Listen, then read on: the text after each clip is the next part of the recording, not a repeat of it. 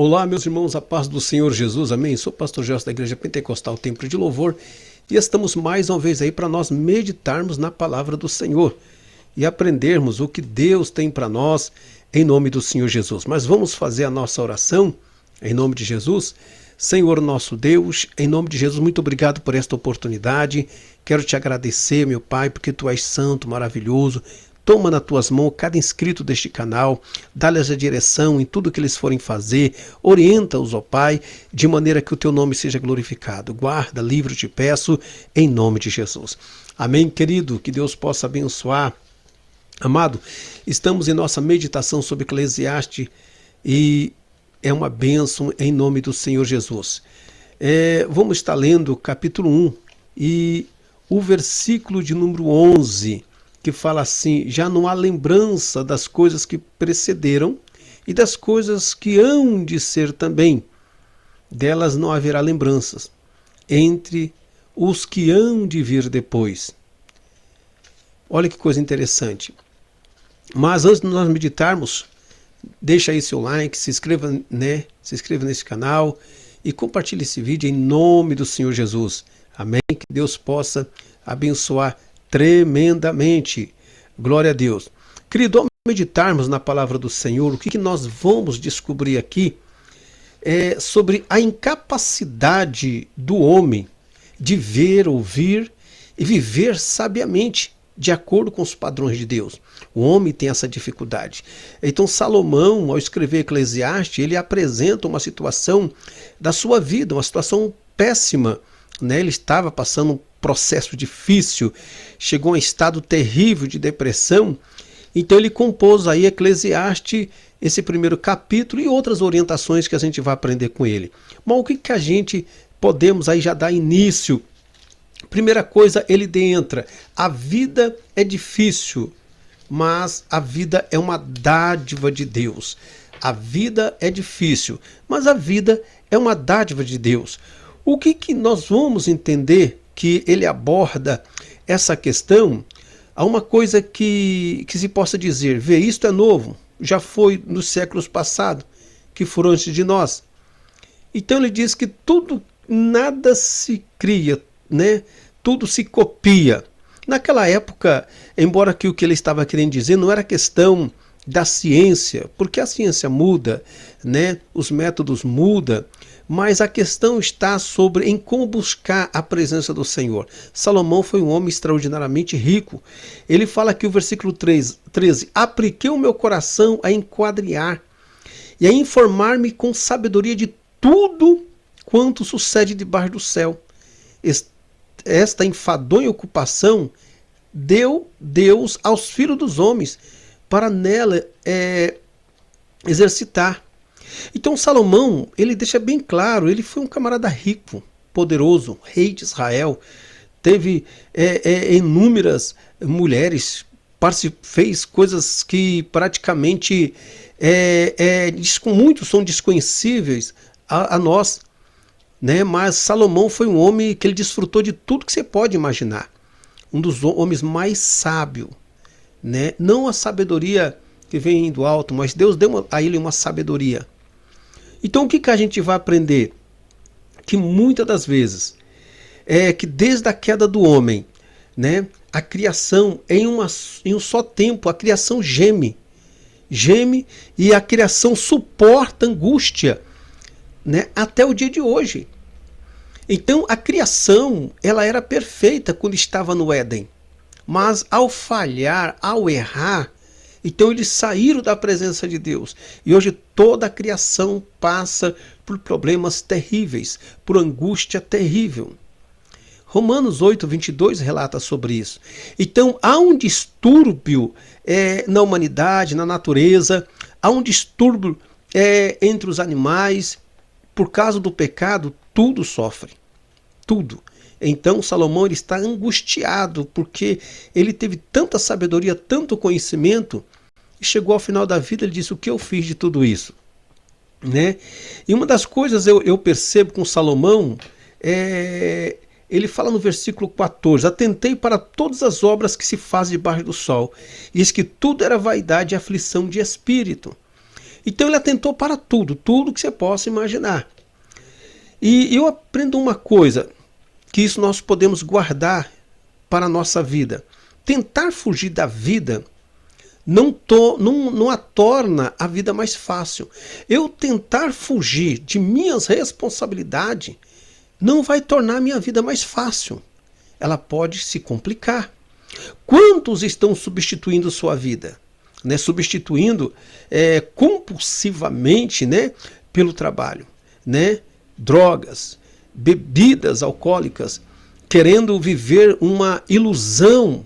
Quantas pessoas quer substituir, quer sair da realidade e ocultar-se de maneira que ninguém venha perceber quem ele é, viver uma fantasia.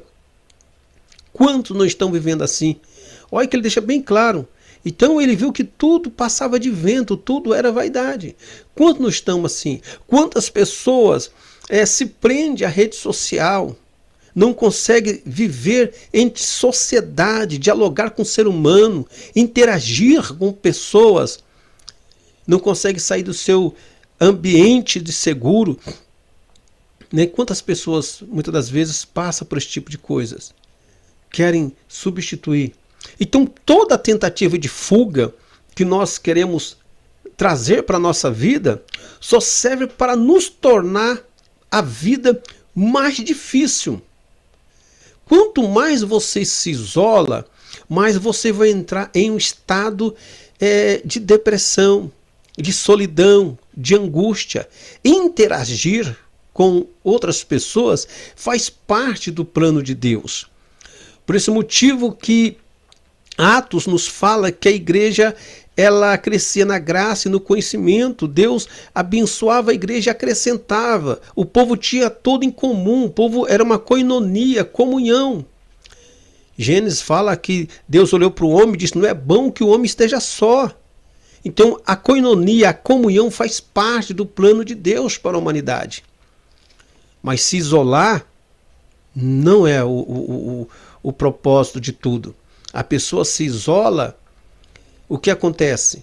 Ela vai se distanciando, distancia de Deus, distancia da família, distancia dos amigos, e chega um tempo que ela parte para um caminho totalmente oposto e sem volta. O que eu aprendo aqui? Olha o versículo 15. Aquilo que é torto não se pode endireitar. Aquilo que falta não se pode calcular. Eu tenho aqui uma coisa interessante. Nem tudo pode ser mudado. Você não tem condições de mudar o que passou.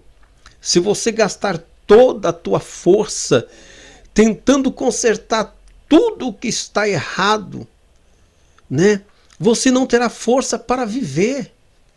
Se eu for gastar toda a minha força tentando acertar ou consertar os erros que eu fiz, querido, não vou ter força para viver. Não vou ter força.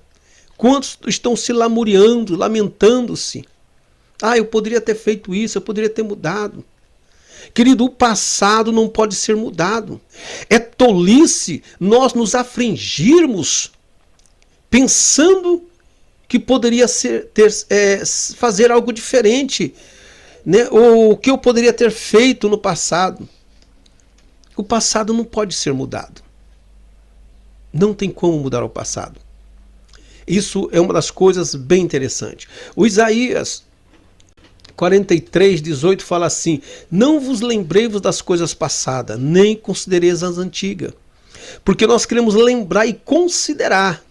E a Bíblia fala: não lembrei-vos das coisas passadas. Então guarda bem.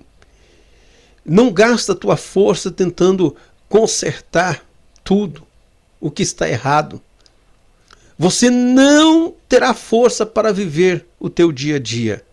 O passado não pode ser mudado. É tolice nossa se afligir pensando que podemos ter feito algo diferente. Eu poderia ter feito assim. Não adianta. Mas uma coisa nós podemos ter em mente: Deus tem o poder de reparar o que está errado e suprir o que está em falta em nossa vida. Deus tem o poder de reparar o que está errado e suprir o que está em falta em nossa vida. Então Eclesiastes vai nos ensinar sobre os mistérios da vida. Eu errei, falhei, não tem como eu voltar para o passado. Mas Deus tem o poder de reparar os erros e suprir o que está em falta em minha vida. O mesmo Isaías fala assim: eis que faço uma coisa nova, agora está saindo à luz. Porventura você não percebe? Eis que porém um caminho no deserto e rios no ermo. Então Deus quer fazer uma coisa nova. Precisamos desprender do passado e clamar pela ajuda que Deus tem. Deus não pode mudar o passado, você pode ter certeza. Mas Ele pode mudar a maneira do passado nos afetar. Deus não pode mudar o passado, mas Ele pode mudar a maneira que o passado queira nos afetar. Como assim? Romanos 8:1 fala assim: portanto agora nenhuma condenação há para aqueles que estão em Cristo Jesus. Então, Deus ele vai mudar a sentença. Errei, falhei, mas 1 João 1,7 fala assim: se andarmos à luz como Ele está na luz, temos comunhão uns com os outros, e o sangue de Jesus Cristo, seu Filho, nos purifica de todo pecado. Então, quando Eclesiastes nos fala essa questão, aquilo que é torto não se pode endireitar e aquilo que falta não se pode calcular, para ele é impossível. Mas Deus pode escrever uma nova história na tua vida. Esse é o grande mistério da vida que Deus vai concedendo. E uma das coisas nós podemos perceber no versículo 16, fala assim: falei eu com o meu coração, dizendo, eis que eu me engrandeci, sobrepujei em sabedoria a todos os que houve antes de mim em Jerusalém, e meu coração contemplou abundantemente a sabedoria e o conhecimento. O que Salomão está... A experiência que ele está dizendo, a sabedoria e a experiência não resolveram os seus problemas. A sabedoria e a experiência que ele teve não pôde resolver os seus problemas. E há dois motivos para que as pessoas que sempre vivem de explicação, dois motivos que ela tem que entender, que sempre desejam, né, e nunca terão, que é a questão da felicidade. Elas sempre desejam, mas nunca terão. Só tem uma forma de ter a felicidade. Primeira coisa precisamos entender sobre a questão da sabedoria e do conhecimento. Deus não tem obrigação de nos explicar nada. Deus não tem obrigação de nos explicar nada. Não tem. Isso aí primeiro fator você tem que entender. A vida ela é um mistério. E esse mistério está nas mãos de Deus. Se Ele quiser explicar, Ele fala. Mas se Ele não quiser, Ele não tem obrigação. Segundo fator para que você possa ser feliz. Deus ordenou que o seu povo vivesse de promessas, não de explicação. Em João 20, versículo 29, Jesus fala assim: bem-aventurados os que não viram e creram. Eu não preciso ver. O que eu preciso é crer no milagre. Deus não vai me dar explicação, mas Ele diz: filho, viva na minha promessa. Desfruta a minha promessa. Quantos ficam aí questionando, querendo explicação, vai estudando sabedoria, chega ao final da vida, se torna uma pessoa totalmente inútil, porque de tudo que ela aprendeu, de todo o conhecimento que ela teve, final da sua vida, ela fica lamuriando-se, porque não conseguiu encontrar felicidade. Então Deus não vai dar explicação, mas Deus deu um caminho para nós. A orientação de Deus para nós é que nós possamos viver de suas promessas e não de sua explicação. A sabedoria de Salomão e o conhecimento lhe trouxe aflição e tristeza. O que nós vamos ver aqui? Versículo 18. Porque na muita sabedoria há muito enfado. E o que aumenta em conhecimento aumenta a dor. Olha que situação que Salomão chegou. Mas uma coisa Deus tem para nós na sua palavra, que Salomão, ele não conseguiu entender isso aí. Ele não conseguiu entender. Mas Tiago nos fala, 3, versículo 13, fala assim: quem dentre vós é sábio e inteligente? Uma pergunta. Mostre pelo seu bom trato as suas obras em mansidão e sabedoria.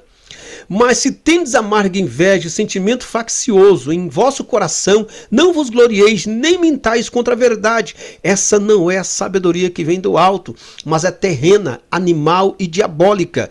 Porque onde há inveja, espírito faccioso, aí há perturbação e toda obra perversa. Mas a sabedoria que vem do alto é, primeiramente, pura, depois pacífica, moderada, tratável, cheia de misericórdia e de bons frutos, sem parcialidade, sem hipocrisia. Ora, o fruto da justiça semeia-se na paz, para os que exercitam a paz. Jesus disse: eis que eu vos dou a paz, não vou-la dou como o mundo a dar, tende bom ânimo. Então, desmendando os mistérios da vida, Eclesiastes nos apresenta coisas extraordinárias e vamos aprender. Jesus é o caminho, a verdade e a vida. Vamos fazer nossa oração. Senhor nosso Deus, em nome de Jesus, muito obrigado, Senhor. Que nós possamos buscar a sabedoria que vem do Senhor, uma sabedoria que leva, ó Deus, à vida eterna, uma sabedoria que nos proporciona uma das maiores felicidades, meu Pai. O ser humano almeja ser feliz, o ser humano precisa alcançar a paz interior, mas essa paz só o Senhor que pode dar. O ser humano almeja ser sábio, meu Deus, mas o Teu Espírito Santo vai no coração, ó Deus, habitar só no coração daqueles que o confessassem o Senhor como Salvador. Pai, toma nas Tuas mãos cada inscrito. Eu quero repreender, Pai, toda angústia, tristeza, toda preocupação, ansiedade. Olha para os teus filhos, age nos negócios, meu Pai, age em seus planos, Pai, em nome de Jesus. Pai, toda angústia, toda preocupação, toda ansiedade, eu quero repreender no nome de Jesus. E eu quero declarar vitória sobre os teus filhos em nome do Senhor Jesus. Amém, meus irmãos, meus queridos, que Deus vos abençoe em nome de Jesus. Compartilhe este vídeo, se inscreva neste canal, em nome do Senhor Jesus, dá um like aí e Deus te abençoe, em nome do Senhor Jesus, amém?